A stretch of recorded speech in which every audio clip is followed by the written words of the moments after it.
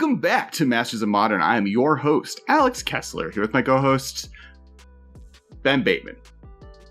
You know, you didn't give me the heads up that we were starting the show at that very second, so I was taking a drink from my drink as you introed the show. You know, hey, doesn't set a good example, but I have to be honest, it is COVID quarantine time, and the people are here for a boozy Ben. All right, that's what I think people are looking forward to. And that's what they're going to get. Maybe. I think that was water, actually. But today we are talking about the fact that Pioneer seems to be dying on the vine. It's sad to see. We did a bunch of episodes. We have Pioneer Facebook groups and everything. And we've been having this conversation for a while and wanted to kind of discuss if we think that's true. What does that mean for Magic? What does that mean for rotation? Rotating internal formats? Is there a way to save Pioneer? Etc. Etc. And so kind of the onus of this was, as we all know, we're in a COVID-19 life experience and we're stuck at home, and Paper Magic itself is having its own troubles. But Pioneer, for those who don't know, was a format that Wizards launched at the end of 2019 as kind of a midpoint between Modern and Standard. And basically the issue is Modern was created as a place for Standard cards to go once they rotate out of Standard. And Modern just has been so old now. We've been having this podcast for almost, I think, 6 years at this point, if not long, around that. So, and we were a year into Modern at that point, so it's almost an 8-year-old format. And and it starts in 2010. So there's just a ton of cards. Or sorry, it starts in the year 2006, right? That's the beginning of the card pool. So we're at like 14 years of cards and there's a lot of them just were getting very expensive. Wizards wasn't able to keep up with printing and making the format inexpensive. So they wanted to create something that people could buy into that Standard cards then rotate into. And so in November, they announced Pioneer. And it's a non-rotating format. It starts at Magic Origins. And then goes in the Khans and tier block, and they started with 5 banned cards, and then decided to do this process where every week after Magic Online gameplay and other testing that was happening in the world, they would do a new ban announcement every Monday. And so kind of creating this idea that almost people have recommended doing a no ban list Modern, where people get to play the format with no ban list and then restart and see what actually is a problem. And so do that with Pioneer, and then kind of sculpt the ban list based on actual data and results versus just what they knew based from experience or historical information, what would be problems. Yeah, so that's what Pioneer is. It was kind of really, really successful as a launch platform. People were really, really excited about it. We have these cool polls that we'll bring up a little bit later that and Marshall will edit them into the video. Hopefully I'm going to send it to him. That kind of show in January, March, and today, people's responses to the format. It's a really interesting kind of story in 3 images.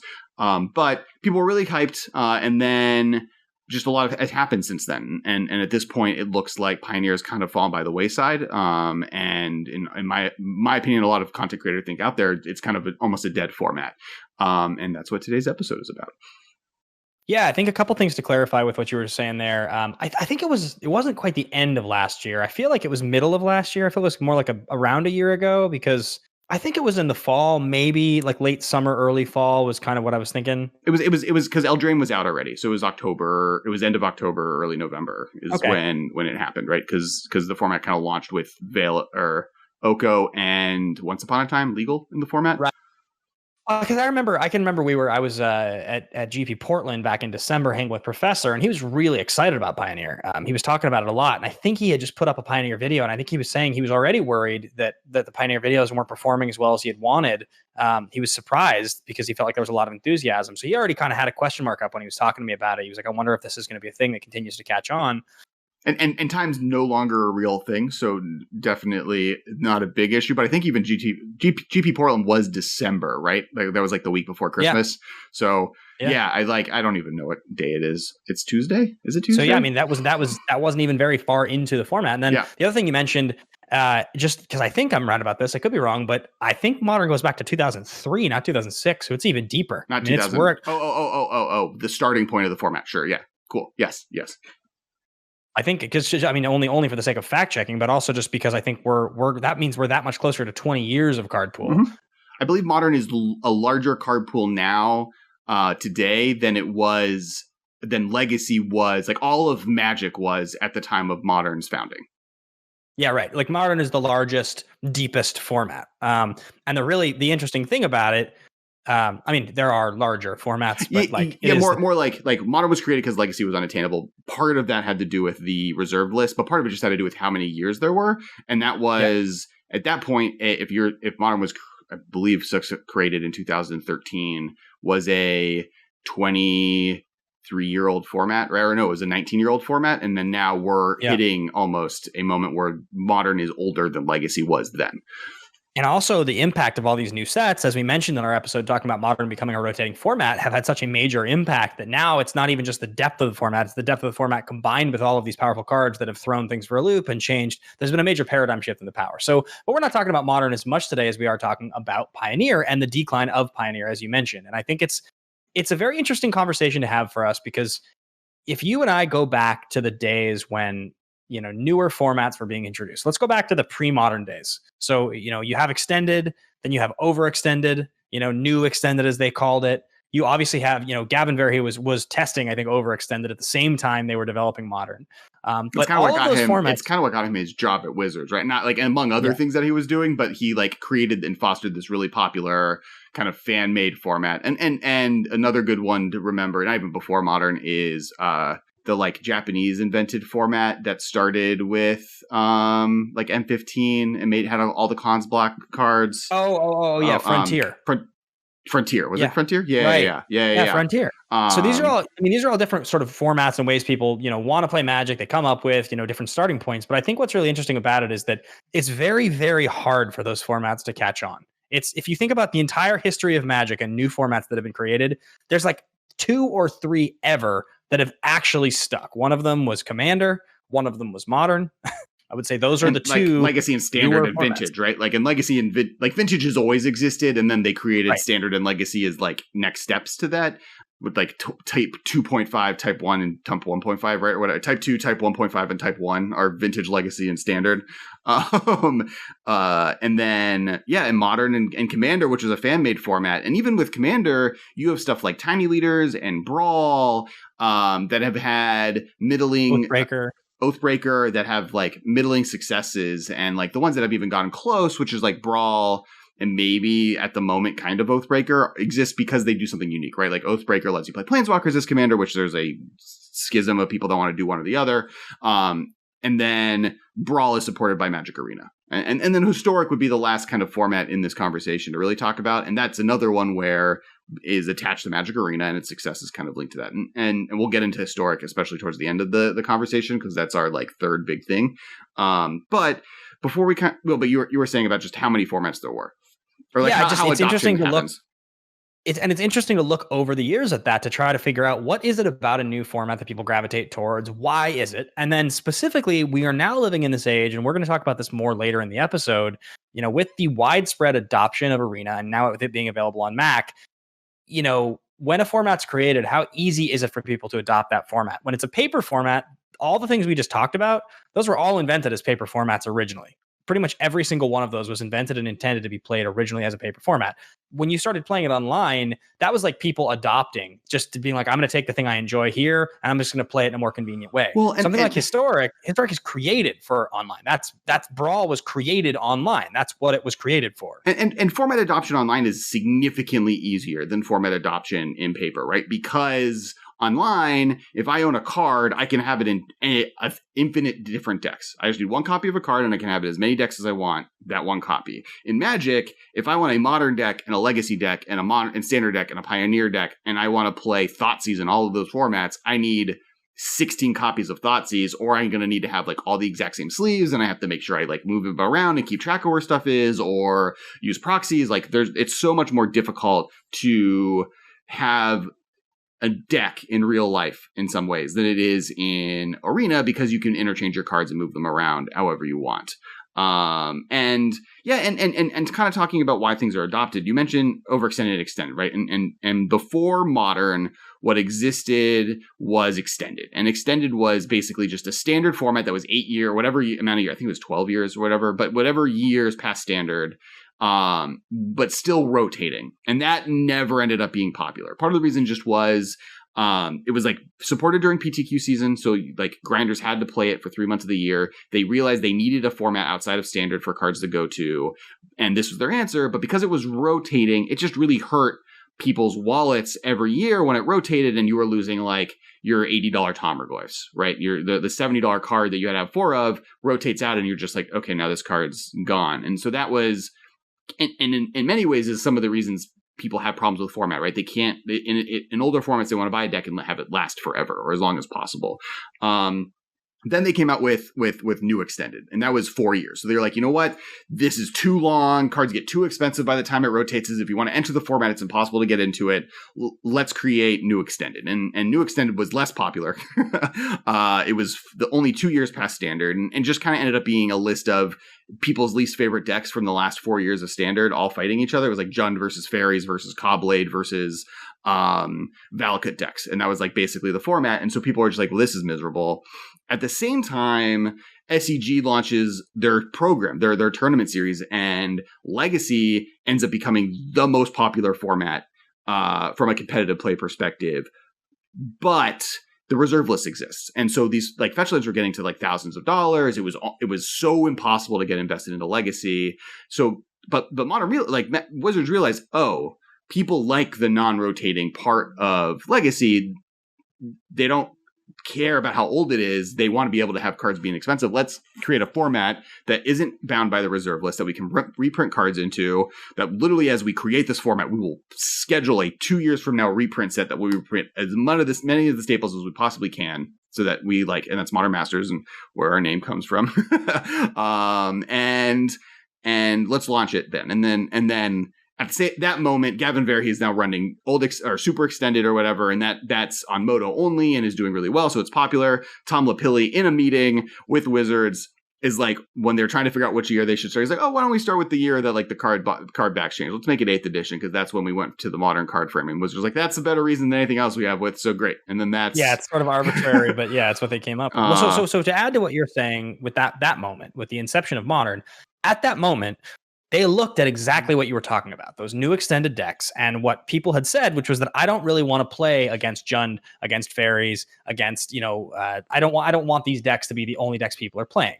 So they looked at that and they tried to say, well, let's figure out a way to ban 1 or 2 cards at worst, but probably 1 card out of a lot of the best decks, so that we don't just end up with the same thing. So it was a pretty quick, pretty large ban list. I think when the format launched, it was something like 32 cards or something like that. They came with a ban list. They did Worlds or whatever. So the Community Cup, which was a bunch of community members versus Wizards employees, that was the first Modern tournament. It had a different ban list than the launch one, but it had a lot of the things like Hypergenesis was banned. I think Stoneforge Mystic, Golgari Grave Troll, a bunch of stuff that are like figures of the Modern ban list were banned, Jace, and then they did a tournament. And then 3 months later for Pro Tour Philadelphia, they made it an official format. They launched Modern. They came up with a larger ban list that included stuff like Bitter Blossom and a lot of stuff that they saw was a little too overrepresented during that Community Cup, plus a few additional things. That Pro Tour happened. And then for the next 6 months, they also did probably a few bannings every banning announcement. That's when Punishing Fire got banned, the Locust Lands, Burnt with the Exile a 10 drop, and you give a thing +X+0 to win the game. Burning Shoal. And so they like got rid of basically like the rogues galleries of standards past. And then once they launched the format, over the next 6 months, ban stuff. And even back then, there was an attitude of, I don't know if I want to invest in more Modern yet. They're banning stuff too often. It's too hard for me to keep track of what's going to be good.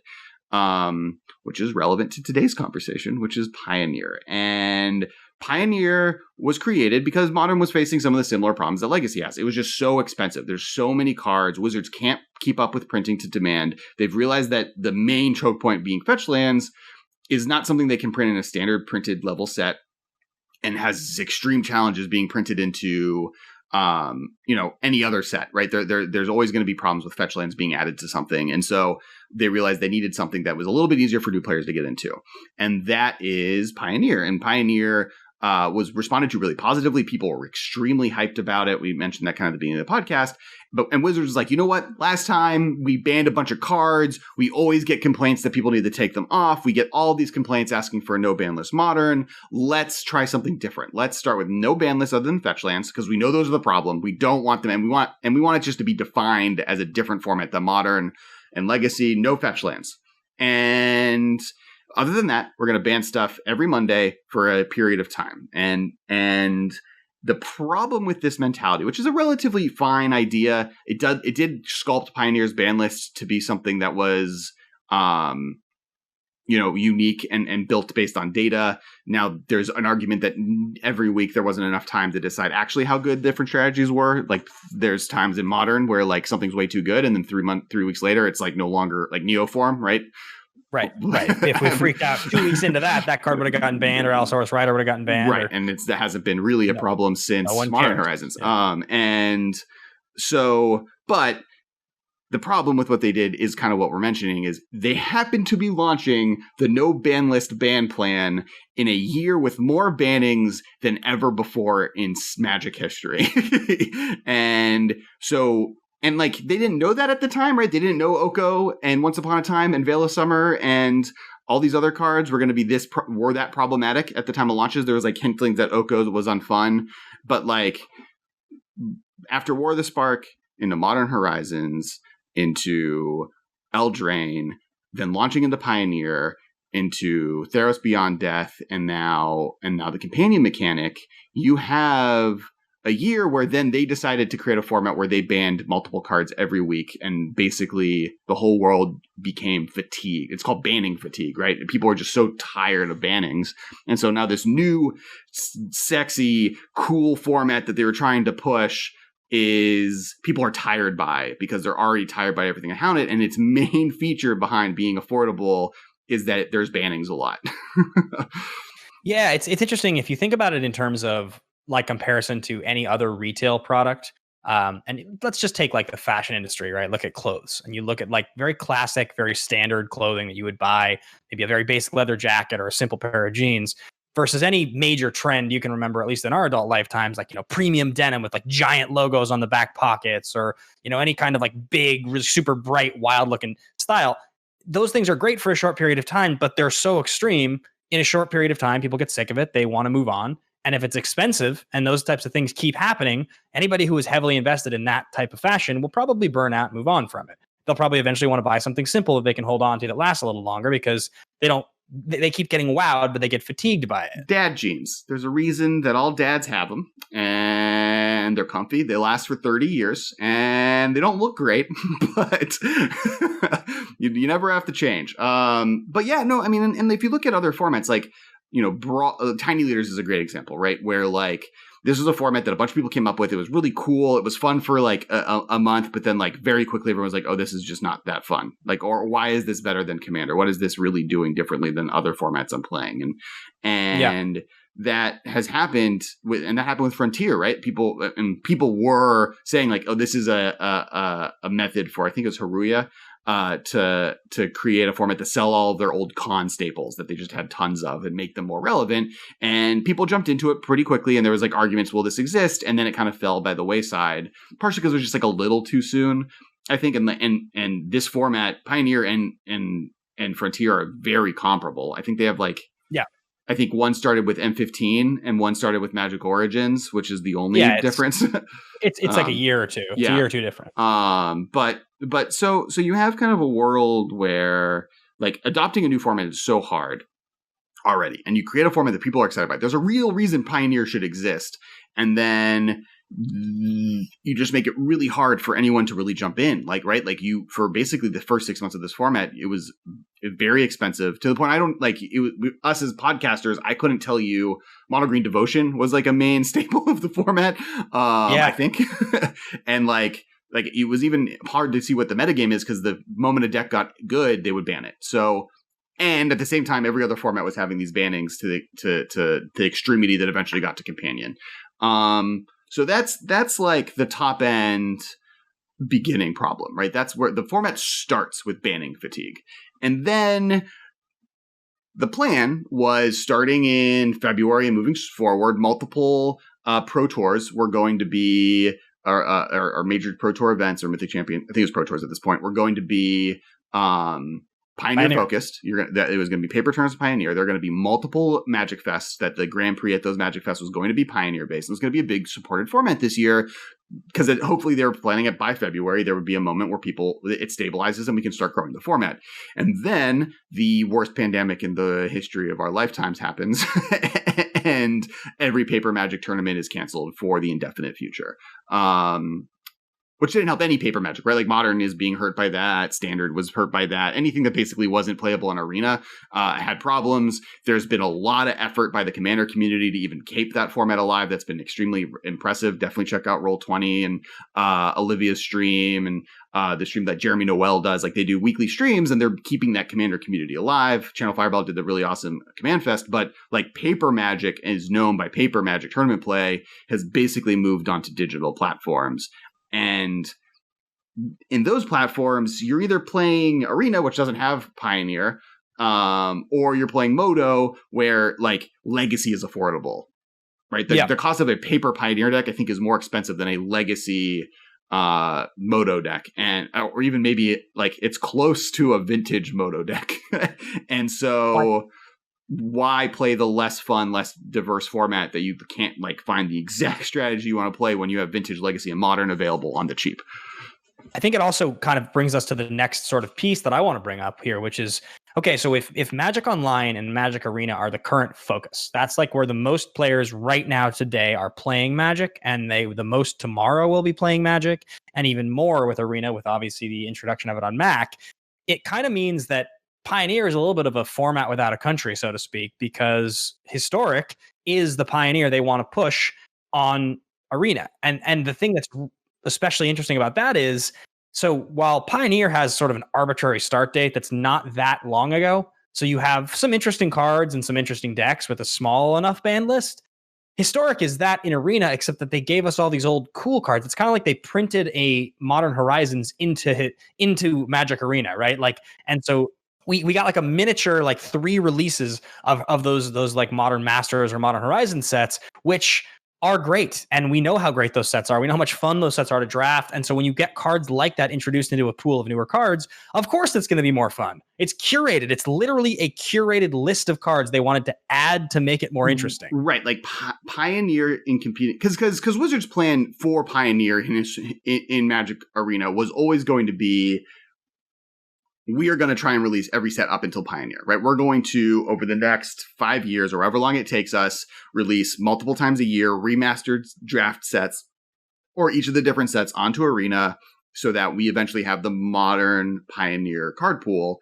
And for instance, I believe in August, the rumor is that we are going to have the set just past not Dominator, it's Dominator Ixalan, Amonkhet. Amonkhet, there's going to be Amonkhet Block Limited is going to be made available on Arena. And for the first, like, up till Shadows over Innistrad, all of those are programmed into Arena already. They, like, data mined it. So that's just as finding windows where they don't have other product releases that make sense for it to happen. And M21 being a core set is the perfect time to do that.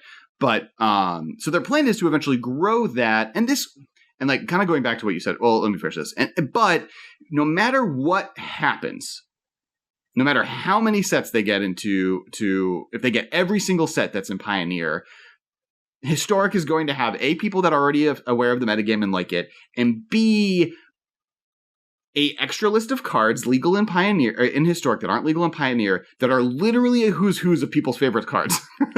Right? It was like, what is a list of cards that we love, that we want people to be able to play, and that we can put on Historic easily. Stuff like Sarah Ascendant, stuff like Goblin Matron, stuff like Fauna Shaman, stuff like Captain Sisay, stuff like Thalia, Platinum Angel, all of the cycle lands, like Unburial Rights, Phyrexian Obliterator, like the Hondins, Mirari's Wake. Like, these are cards that, like, I don't think there are no cards on this list that I don't love to some fashion. Most of them will never. Yeah. I mean, dude, look, like, and even not, you're naming like a bunch of sweet, powerful cards, like just cards that are awesome, like really fun Highlander Gauntlet cards that we would play in that format. But even look at some of the stupid commons that are just like Silent Departure. Like, I've played the crap out of Silent Departure in Limited. I love that card. That's always a card that anytime I'm building a deck, I'm always like, well, I could bounce your creature for 1, and then it does have flashback to get me like another spell trigger later in the game. In the same way that it's good in Limited, like just having access to an Innistrad common that's like really fun, that's like the kind of thing that they did. So then say they get all Pioneer onto it. Say they launch the entire format. Why would you ever play Pioneer over Historic? Why would I ever play a format where I don't have access to Tempered Steel? When like it, because it's literally like 20, 30 cards, right? There's 20, or it's 100 cards. It's 90 cards basically, but they're like 90 fun cards, and like even if they had, And to add to that for a second, like just take a normal 100. I don't know how many cards are in a set now, at 170 or 152 or something like that. Mm-hmm. It's like right in that range. Take like a normal expansion and you look at that expansion, and let's even go back a little further, because right now expansions are crazy powerful. But let's go back to like some of the ones we're talking about, like an Onslaught. It's like a good example, right? Take like an Onslaught and you look at the whole set and you're like, all right, so there's like 27 pretty relevant cards that are cool or good, and all the rest of this is like a crappy Goblin Piker in a weird tribe, or some outdated tap land that's been, there's something better now, or some 6-drop at common, or like some rare I'll never play. You're like, if this got printed into a format, I wouldn't care. And if they spent their time and wasted their money to make this available to me, I also wouldn't care, because I'll never play this card. Sure. I mean, you're picking a uniquely weak, low power level era of time, right? Like, I think if you add, I'm going to take any block, set, right? Like if you, and even if you take a set, like, let's just say my single favorite set of all time. Pick sets in Modern that I know there are cards in, because I don't know anything that's an Onslaught. Sure, but like, okay, take Future Sight, my favorite set ever printed. Yeah. Future Sight with an incredibly insane number of weird cards.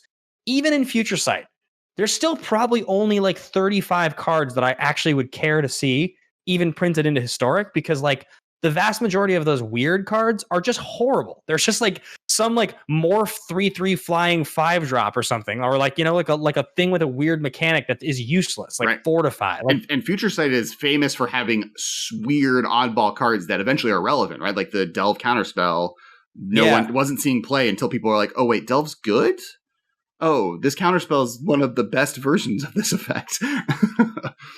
So I just think like the interesting thing about the idea of like, Historic being put into Arena is that there is an element to like the the completionist sort of purist in me that like thinks about that and goes, it'd be like more fun to use all parts of the Buffalo here and have every card printed in, so I could really scour the set and see if there's a weird tribal card or some synergy that everyone else is missing that only I'm noticing. But like, release more of these historic anthologies. I'm happier doing that. Well, and they're going to do the later, right? The historic anthologies were a band-aid to let them get ahead of the game enough to program sets into Arena so that they could release the full limited formats, because their plan was to try and get to Pioneer. It's just these have been so successful that it's hard to look at. And what's really funny to me is when Historic was announced, it was announced kind of begrudgingly. So Arena was about to hit its first legal rotation. People, for the first time ever, were going to have the cards that they owned outside of the beta test get rotated out of the format. And everyone was like, you need an eternal format. You need a format where I can play with these cards. And Wizards like, okay,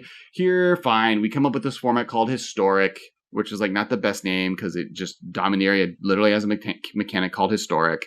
And at the time, even they're like, and any card that's rotated, if you want to buy it, is going to cost you 2 wild cards, which was like an insane cost. Getting 1 rare wild card is so valuable to me that like spending 2 of them on a single card is like terrifying sounding. Yeah, let me get a play set real quick for 8 of my rare wild cards. Are you out of your mind? And they were like, okay, fine. Well, then, the world complained. I think Pleasant Kenobi Vincent was able to like garner a lot of support on how ridiculous that was. And so that was changed. And then, but there was like a cost to it. I think like either what cards you got when rotation happened lessened, or the cost of like what type of events were going to be available got lessened. And that was what the other thing, right? They like kind of didn't support it. There wasn't really, unless you're going to, because at this point there wasn't direct challenge. So you like kind of had to go into weird tournament moments when they launch it. They didn't have ways to play it. And they really didn't have ways to play it for like a month and a half after rotation. So there's even a moment where you couldn't even play it. Then they announced Pioneer. So you're like, wait, at this moment, you're trying to launch a rotating format that needs to exist, right? There is a need for a rotating format to exist the way Magic, that's why they exist. That we explained kind of the point of it. There needs a place for standard investments to rotate into. cards that rotate need to exist still. They can't just become trash. And that's true on Arena, and they needed to figure something out. And then at the same time, though, they announced this is Pioneer format that like is not so far away that you can't imagine them eventually getting all those sets onto Arena, but it's pretty significantly far away, kind of in a path. So it like seems like forever until Pioneer is ever going to be on Arena still. And so you're like kind of balancing these two formats, and then COVID happens and Pioneer doesn't really succeed. And now Historic is this probably the most played non-rotating format in the world. I can't imagine this on that subject really quickly, because there was a time when Modern was considered to be the best, and then the numbers waned a little, but it still seemed like it was played by a lot of people. There was a time when Pioneer seemed like it was killing it, and everyone was talking about it, and everyone was playing it. So what's the difference between everybody playing Pioneer and it being great and everyone loving it, and right now with Historic? I mean, is there any real significance other than it just being the format du jour, sort of? Availability, right? I mean, like the big thing is that no one can play a paper tournament right now. I think right. Like that's hurt Pioneer in a way that's significant. That people are now invested in the Historic. I think that so like just it being on Moto is that I think that the Historic anthologies had effect on it, right? They're like they literally cherry picked 100 cards that are all unique and cool and fun and give power level to strategies in a way that you can't really with Pioneer. And so Pioneer became a little bit less fun and more samey. And I think that just part of it is like, you know, Modern still exists. So Pioneer was always going to compete with Modern. There was always going to be like a weird fissure between those two deck styles. Yeah. And they're kind of still doing the same thing. Pioneer is easier for people that are new to get into, but it's harder for people that are not harder because you might have collections of those sets. But like, I don't have a Pioneer deck.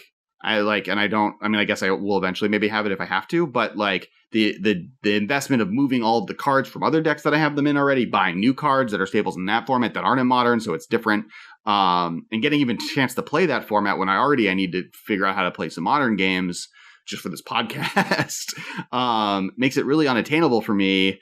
And there's a lot of players that are just like, I already have a Modern deck. Even though Modern has, you know, our number one episode on our YouTube channel at this point basically is like Modern is a rotating format. I still have Jund. Like, I still have, if you have Dredge, even with Faithless Looting going away, your deck still is playable. Like, there's a ton of decks that have survived.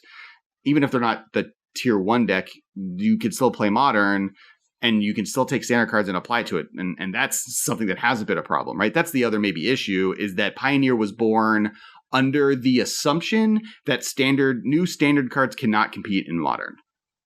A base level understanding of what we're talking about is pretty much this, right? Modern is a great paper format, and it's a huge format, so you can't really put it into Arena.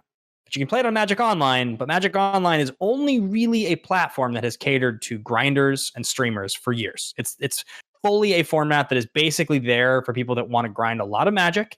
It's not the most pleasing to look at. It's not the easiest to use. It's not available on Mac. So it's always kind of existed in this world where if a Modern player wants to play a lot of Modern, they're probably going to play it on Moto. That's like just kind of how it works. Or in paper. But Arena, say what? Or in paper. Yeah, or in paper. But I'm saying a paper player wants to play on Moto. So, but if you then want to play on Arena, which is their big, pretty, like that's the thing they're pushing, that's the place. Well, you can't play Modern because it's too large. They can't put it there. But you can play Historic. Well, and Pioneer doesn't exist, right? Like that. Like that's what I'm saying. Yeah. So if you want to be on their readily available platform and you don't want to spend the money on Modern, you're not a Moto player, Historic is the place for you. That's the thing that exists for you. And that ultimately really is, to me, that's what makes this decision is like they're spending a lot of money and resources and time pushing this format. It became available on Mac on Thursday. Historic is their eternal format. So like, of course it's going to succeed over Pioneer. That's where we're putting their time and money. Yeah, it was kind of what didn't make sense once Historic was announced and Pioneer was announced, right? Like, why do you have two of these? Because like there needs to be a format for Standard to rotate into that new players can more easily get into. I get that Modern might not be that, but with Historic existing on Arena, the most popular way to play Magic right now, especially. Why invest the brain power in owning the decks and the cards into Pioneer when you can also still get Modern, right? Like that format hasn't gone away. So I think my recommendation to Wizards at this point and it's a weird one because I don't think it's been done before, but Modern kind of just did it with Modern Horizons, is just make historic paper legal. Like literally just say historic is a paper format. All of the cards in anthology, maybe release a some secret layers with each anthology into paper so people can get their hands on them, or make sure they're included in some limited format that they release. But like just make historic paper legal. Like just start playing it there instead of Pioneer, and just like sorry, Pioneer didn't work. Because of COVID, you had enough time to let historic grow large enough. As you add sets on Arena, add them to historic in paper version, like grow the formats together, but have them be linked. And there's not even very many cards that would even like really take off in terms of their value is the hilarious part. There's only a few that would actually get to be even a little bit expensive because of this. Yeah, like Tempered Steel, Body Double, some of the older cards like Enchantress Presence maybe, or like Mirari's Wake. Yeah. But these are cards they could reprint. Like nothing, I believe none of these cards are on the reserve list.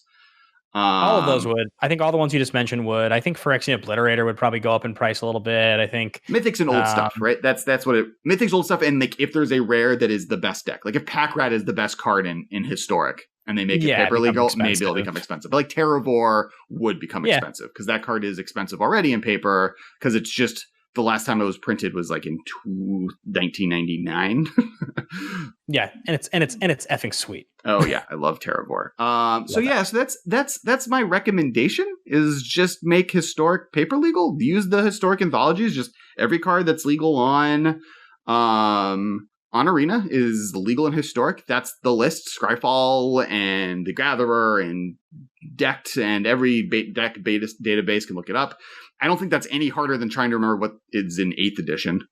Yeah, I mean, we definitely have a weird awareness of all the modern sets just from having done it for so long. But I'm still surprised. People are like, oh yeah, this card's in 8th edition. I'm like, no, I guess Boyle is in Modern. Okay. So I think that's my thought. Is like I think Pioneer, and the last bit is response, right? Like Professor mentioned this, that like his Pioneer videos don't do very well. Like if you can go look at this, like go look at the last couple of videos he's done, deck techs of Modern versus Pioneer, even the videos we did with him where he was like kind of risking it on us when we visited him on doing a Modern focused piece of content, did better than his Pioneer stuff at the same time. And then let me see how these polls went. Now the polls come out. While Alex is looking up the polls, I'm going to take a quick second to do a few shout outs for us. Be sure to check out patreon.com. You guys can see all the cool stuff we're doing there. We have an awesome hangout that we do for about 10 or 15 minutes before every single podcast with the nobles of House Modern. There is additional content. Alex has been putting in a bunch of time doing extra deck techs and putting them up on our YouTube page publicly, and we're able to do all that extra content now because of your guys' support. So go check out patreon.com/the MMcast. Alex has been streaming a whole bunch at Kess Wiley on Twitch. I know you've been doing a whole bunch of that cool stuff. I'm actually going to be doing my very first Magic stream. I'm going to be doing it this weekend on Friday night at 7 p.m. Pacific Standard Time. Friday night, I'll be streaming. I'll probably be doing like a draft or something, to be honest with you, just to kind of get my feet wet. But I will be streaming, Arena on my Mac because I can do that now. I'm very excited about that. So go check out Ben Bateman streaming. I'll also be doing music stuff on that channel, I think, but I'll be starting with Magic. So if you're having trouble finding it, he is a featured channel on my Twitch. So if you go to @Kess Wiley, you can scroll down and Ben's one of like the 6. It's like you, Tappy, Olivia, and like Magic or Channel Fireball. I forget the other ones. I'm excited to see you stream. I'm going to come harass you and drop some Baby Yoda and Zuko emotes. Speaking of the videos we posted, make sure to check out, I did a Nahiri Commander deck tech that also kind of goes into should Planeswalkers be commanders. I would love to get your guys' feedback. And if you guys want more content like that, if that's something you'd be looking at or being interested in, it would be really cool to get your comments there. So definitely comment if you watch that video and let us know if you want more, because I can do more stuff. So I brought up the polls, and these are just kind of references to what people it was interesting, right? On January 1st, 2020, we put up the poll. What are you more excited about right now? Please retweet for maximum reach. Pioneer, Modern. The only options. Pioneer won with 63% of the vote, and 37% went to Modern. 430 votes total. So that's kind of in the middle. It's like right during the banning still happening, but like still when people are really, really excited about the format, it was this new fresh thing. So that's a 65 to 35 split, basically. Mason Clark, Mason Esports Clark, did on March 6th. So right about when we were in Portland for the professor videos, right before COVID. Which of these two formats are you enjoying the most right now, Pioneer or Modern? He also had results available. So results had 20%, so people had no idea what they cared about. Pioneer won 42 to 38. So about just above 50-50, right? Like it's pretty close. Pioneer did win, and it came out ahead. We released a poll right before we started the podcast.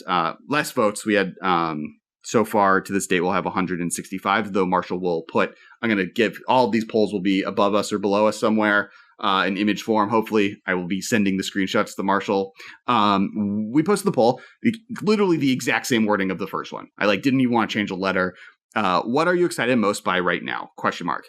Parentheses, please retweet for maximum reach. Parentheses, Modern, Pioneer. Modern is winning 60 to 40%. So in that 6-month period, and mind you, Pioneer and Modern are in the same place as far as availability to play. I can't play Modern. I can't play Pioneer other than pointing my camera at a table and me and Ben playing through Discord or on Modo. And Modern is just, which we have done, by the way. yeah. So they're almost exactly available. Like proxies are allowed because no one's playing paper tournaments. We could play any format we want. Or we can't play any format, depending on how you look at it. And Modern just has kind of brought back up historic. Pioneer is still at 40%, right? It's still something people are interested in and excited about. But that's just such a huge swing and a scary swing, not scary for Pioneer swing back to Modern. And back to the norm, which is kind of the sign that these formats are dying, right? Like if people are like, I'm fine with Modern and I have that deck already, I don't need to worry about it, or I'm willing to invest into that. Obviously, we're the masters of Modern. The reason I wanted our tweet, the first one and this one, to be the ones that we show is because that's the same audience theoretically through our Twitter. And people are just, I think that Modern and the fact that people's viewership just on Pioneer content is waning while Historic is growing as fast as it is, really kind of just puts a lot of reasons for Pioneer either needs a kind of reboot, a restart, or just a big push is going to need to happen by Wizards. A lot more work is going to have to happen from Wizards to kind of grow Pioneer, when I think Historic is just a cheaper and easier option for everyone and them. That it's it's less work because, yeah, in the long run, they're going to have to come up with the Masters of Pioneer or Masters of Historic or whatever anyway. So printing the anthologies into paper format isn't that hard in that moment than it would be to do the Pioneer version of it. I think you just make it Historic. Thoughts? Yeah, no, I think that you're dead on. And I think we are going to come out of COVID. So I think it actually starts to kind of open up the next question and something I'd like to talk about sort of as the last part of our episode. Maybe even this is the hot take if we want to do that. But, and I think it's kind of about the future of digital versus paper, where we're going to see that prominence and how that relates to Mac now supporting Arena as of this last week. Yeah, so I think that there's an interesting conversation for us to have about, because right now, look, it's about to be July 1st. We've been experiencing massive COVID pullbacks and huge implications in the United States for the last 4 months. We will likely be dealing with this at least for another 4 to 6, I think is realistic, considering the only thing that's really going to change the tide is if there's a huge public health awakening where everybody starts social distancing and wearing masks and nobody's going out, which even that's going to take a while. And if that doesn't happen, then it's just a vaccine. So one or the other thing is probably anywhere between 4 months and a year from now, which Magic will exist at the end of that. Just like most of the things that everyone was familiar with and loved doing before all of this started. That's one of the things that I think people kind of, I see this doomsaying, and I wonder, it's not like all the people that liked all those things before COVID became a problem won't still like those things or want to do those things when COVID is not a concern. So whether it's young people dating, or it's playing Magic in a local store, or it's eating in a restaurant, or going to a movie theater, every one of those things there will be immense desire for once it's safe to do again. So I think maybe Magic loses some players to the digital platform, but paper Magic will come back. It'll come back in full force because people love paper Magic. Yeah, I actually don't. I think paper Magic. I think COVID has proved that paper Magic is stronger than we ever thought. I think that the fact that it's surviving, not only that, but all of the kind of strife that has been going on. Just with Magic in general, between bannings and Wizards of the Coast's decisions in regards to some things, and also Wizards of the Coast not doing some things and kind of those processes added to the fact that like the fact that the Commander scene is like not booming but doing well, like Commander content is still going strong. People are figuring out how ways to play. People are figuring out ways to play paper Magic.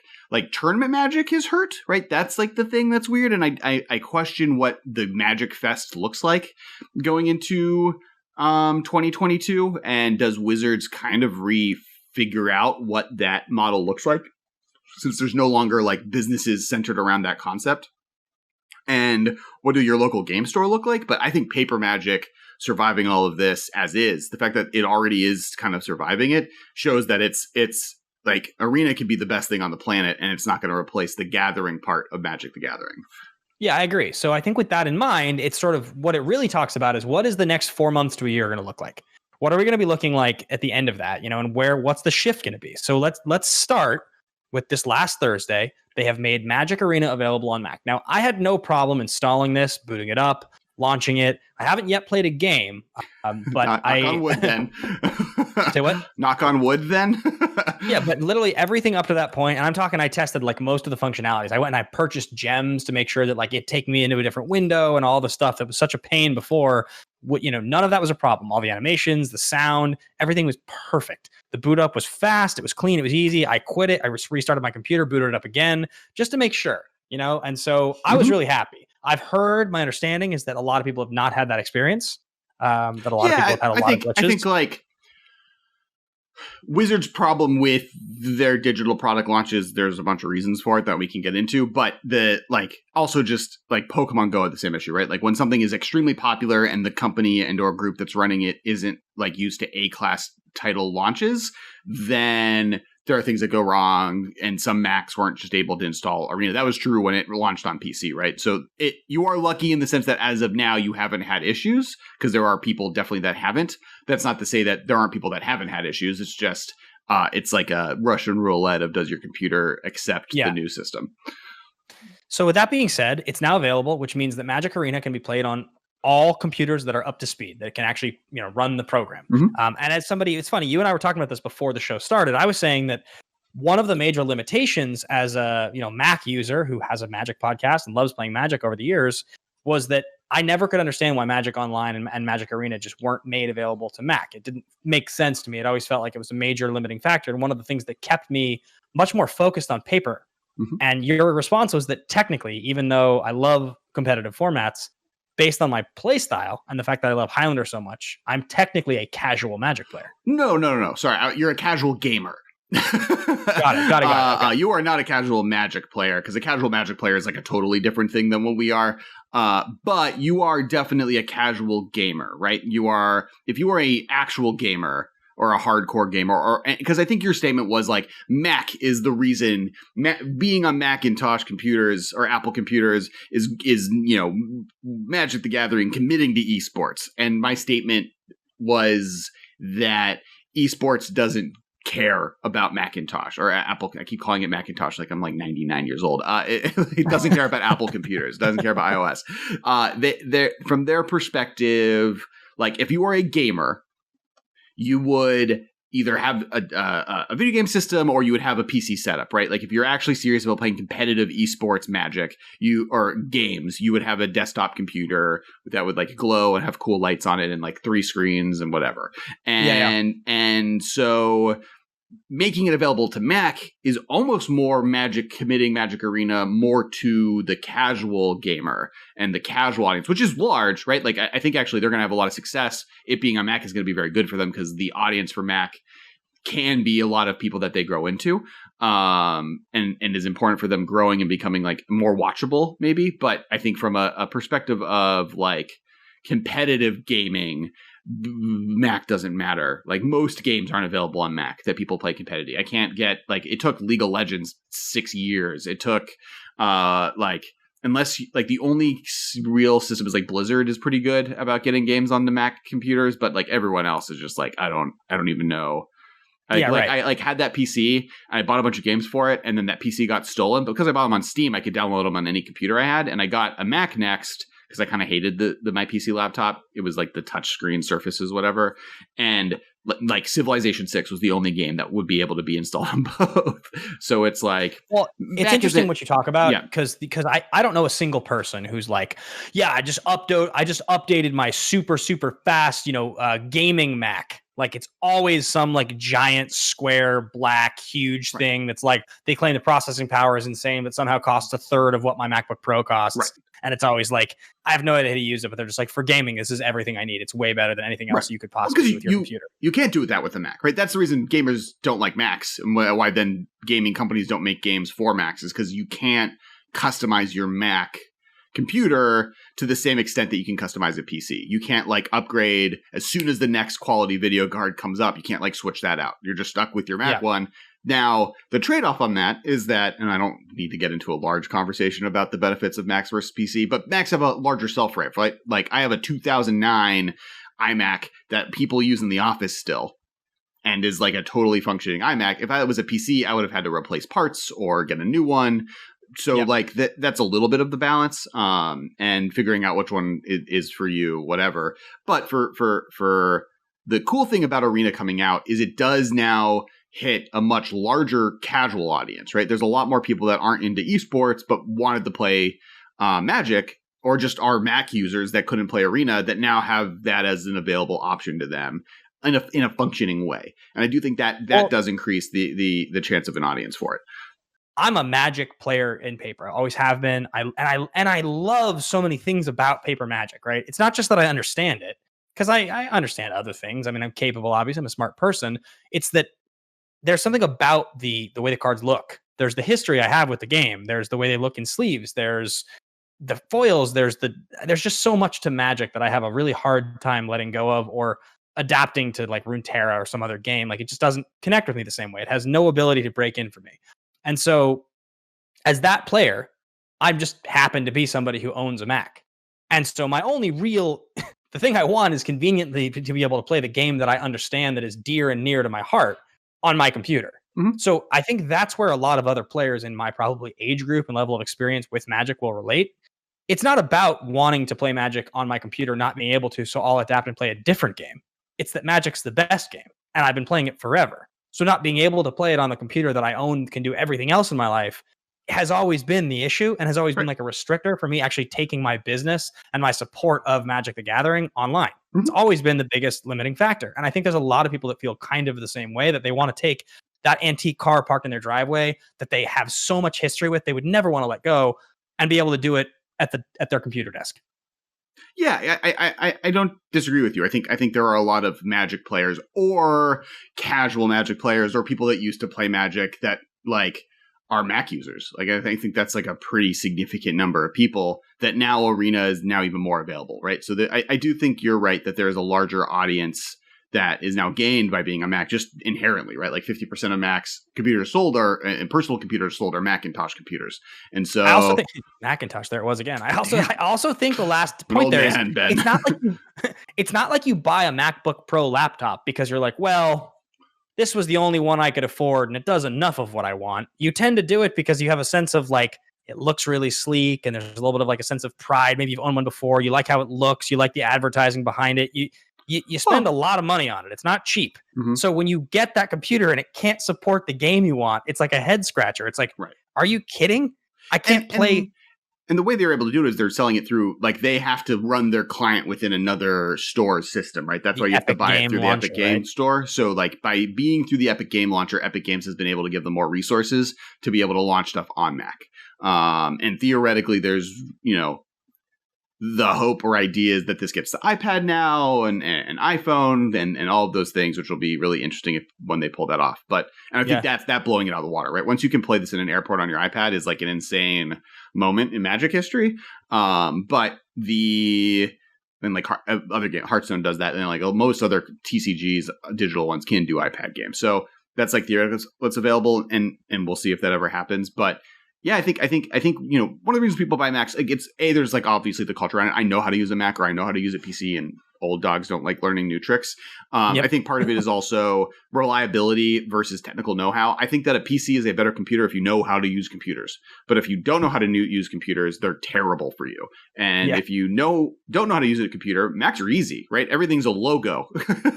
It just works generally. If it doesn't work, I go to a very nice location that fixes it for me or gets me a new one. If my PC doesn't work, I have to call up Logan or Kyle and beg them to help me. So I think that's part of the limitation, right? And so that it being available on Mac definitely opens it up to a much larger casual facing audience, which I think will be really good for it. I also think they prioritize it at this moment, right? They're like, oh man, no one can play Paper Magic. The only way every audience member of ours gets to keep playing this game is if they get it on Mac. If they're Mac users, let's just focus on this. And I think that's one of the things they focused on over the last 6 months since COVID started happening. I think that makes sense to me as a business decision. I think it'll be interesting. I think as far as its effect on Paper Magic, I think what I said before, COVID's going to have a more significant effect. I think that it being available on Mac it's not like, oh, now everyone can play Magic Arena, so we don't have to support paper anymore. I think it's like literally the fact that people were risking their lives, which by the way, don't do this. Don't go to a card store right now. Buy cards from your local game store. Please support them. They need your help. But going to play games in a local game store is not a safe thing to do right now. Please do not go and do so. But people were doing that, and people went to their Magic 21 pre-release during the COVID outbreak in stores that would allow it. That's insane. And it's also just a sign of like, oh, there's like a fuzzy on here this whole time. Also just a sign of how much people love playing Paper Magic, love hanging out with their friends. Like, I think that's also the thing with Magic that other fandoms don't have. I don't know many other fandoms that the property you love is also your community. And then for a lot of people, for a significant amount of people, is also your income, right? Like, if you like League of Legends, you generally have like other gamer friends, or you do other things. You don't like go and hang out with your League friends every weekend publicly. It's not the main thing you do outside. Like Magic people, this is a community. You are a part of a community. Your friends all play Magic. Your wife plays Magic. The people you met played Magic. You go travel to do Magic. Like, it's much more of, I think, a feature of people's lives. And so I don't think that goes away because COVID happens. I think that just has continued online. People are playing Commander games using Roll20. People are playing Magic Arena. People are figuring out ways to make things happen. And just, it's going to be really interesting to see, already Wizards was kind of trying to refigure out what tournament play was supposed to be, to some success and debatable success. And so going into 2021, and more importantly, almost 2022, seeing what does a Magic Fest look like? Are they maybe less of them? Is it every weekend? If there aren't every weekend, are they more real conventions? Do they focus on it more like quarterly big events that happen in major cities that people will, like Vegas is? If there was just 8 GP Vegases a year versus 30 or 48 Grand Magic Fests, or eight per country. Every phase of my life I think I'll ever be in till I'm 90. I hope it's that way. I will always, every year or two, even if I'm out of Magic a little bit, I will always want and hope there's a GP or a Magic Fest that I can go to, and I can sit down with 2,000 people, and I can think about my sideboard and buy my last singles when I get there, and sleeve up and breathe recycled air for 9 hours with other people, and probably scrub out playing a stupid deck and just do it over and over and over again. I will always love it. It'll be a memory that I'll cherish for the rest of my life, and I hope that I can always do it. It'll make me so sad if that's not an experience I can have anymore. I can't imagine it wouldn't be. Even if Wizards decides not to do it, like I already know cosplay friends that are like, we'll just throw our own we'll throw our own Magic Fest. Let's just all go back to Reno. I can't imagine Magic being canceled. Paper Magic. I think the Gathering part is what makes it the best game ever. Right? I don't think the gameplay is very good. It is the best game, but its existence outside of the game, I think, is its greatest strength, and that doesn't go away because of COVID. That we beat that. That's something we beat. Agreed. I don't know if we'll beat many other things, but they're like our willingness to hang out with each other, I think, doesn't go away. So that's let's end it on that note. Once again, thank you to our patrons. Thank you to the Nobles of House Modern. Andrew Kelso, Cam Albergini, and Brandon S. Russell. Pinkies up. Big time salute to you guys. Got a LaCroix just for that. Started this podcast without LaCroix. Normally I have like a line of 3 of them to go through. Make sure to follow us on Twitter. I'm at Kess Wiley. You guys can find me at Ben Bateman Media. Be sure to follow along with all the stuff we're doing. You can find my new Twitch channel at Ben Bateman Streaming, or you guys can check out Nerds and Suits, youtube.com/nerdsandsuits for the brand new stuff I'm doing there every single week. It's a very, very near and dear project to me. And if you're watching on YouTube right now, please like and subscribe. The bell button lets you know when new videos come out. We are coming out with new videos. There's no schedule to those new videos, so making sure you hit the bell button will get you alerted if stuff like the Nahiri Commander deck comes out, or we do a live playthrough, or I do a live stream with Tappy, or all those other cool stuff we're working on. Michael posts some content. Marshall and me are thinking of doing some more Commander Live content. So there's going to be a bunch of new stuff that comes out. And make sure to just have it, like, stay safe. Support your local game store. And don't touch people. Wear a mask. Wear a mask above all things. And yeah, thanks, Ben. Thanks for hanging out. Pinkies up. Bye, guys. Up. This has been a production of Time Traveler Media, sending podcasts into the future.